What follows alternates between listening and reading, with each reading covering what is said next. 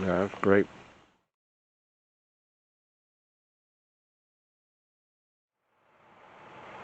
So now I'd like to talk about the harvesting of fruit, what to look for in determining whether or not an apple or a pear is ripe. Um, and it's a little trickier with pears, but with apples, first of all, you'd want to go by color. If you know that what the variety should look like visually, that would be a clue as to whether or not it's ripe or not. Um, and But that can vary a bit because here you can see that in this instance, the Prima apples that are exposed to the sun are well colored, whereas the same variety in a shadier location is not only smaller but not even red. So so what that tells me is that in this instance, where some of them are real shaded, that they might not be as ripe, and so you might have to uh, use several pickings to get all of the ones at their maximum sweetness and ripeness. Now, one of the most important criteria that we use in determining ripeness is if a fruit will easily separate from the tree by lifting and twisting the fruit and breaking off cleanly, leaving the stem, then that's a good indication of ripeness right there. It's lifting and twisting, and it comes off easy.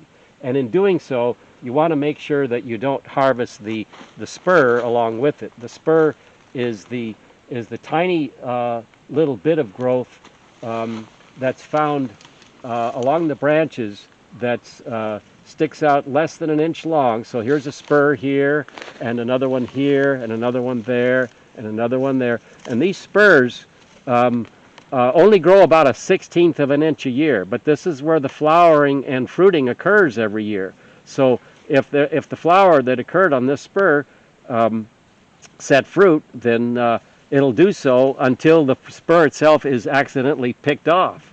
So these spurs might live for 10 or 20 years, producing fruit every year and growing only a fraction of an inch a year, unless you harvest it with the spur, in which case that's it for that site. The fruits are only produced on the spurs, which develop the previous year. So when you have branches growing somewhat to the horizontal, then spurs get developed. When you have shoots just going straight up, they usually don't make spurs, unless it's a columnar type apple variety. Now, another way that we determine ripeness in apples is by just cutting into them, and if you find that the seeds inside are dark, then such as these, then that's an indication of ripeness. Of course, the other criteria, the most important criteria in determining ripeness, would be biting into the fruit and seeing if it's the right level of sweetness that you would expect for that variety.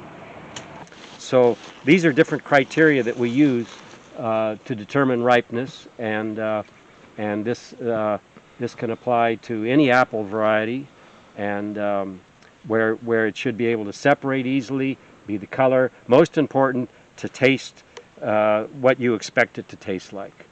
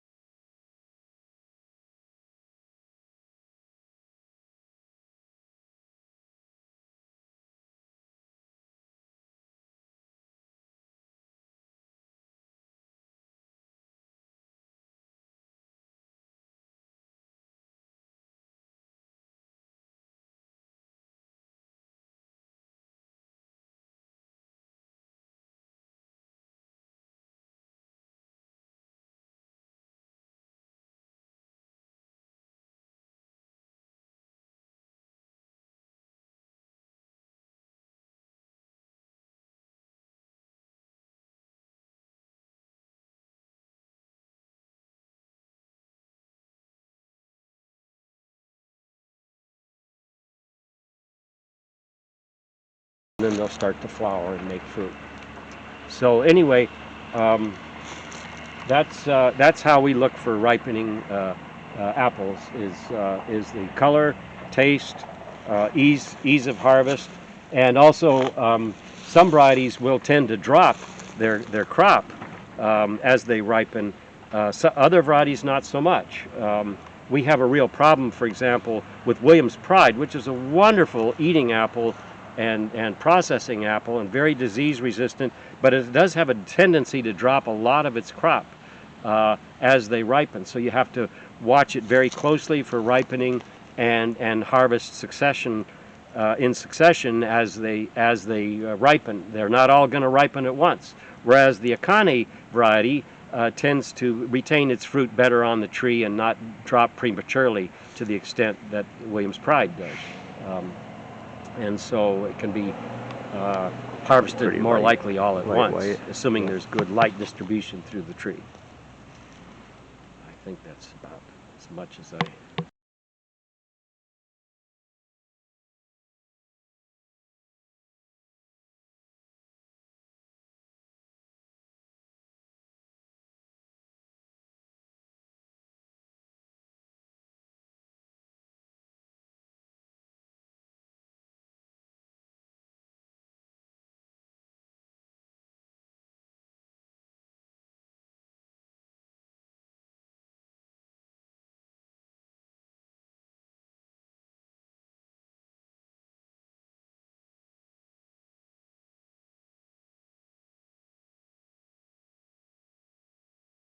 The other criteria that we use in determining ripeness is whether or not the tree will come off easily by lifting and twisting. You want the fruit to separate easily from the spur. If you can just grasp it and lift it and twist it, and if the fruit will come off easily from the spur, then that's an indication of ripeness.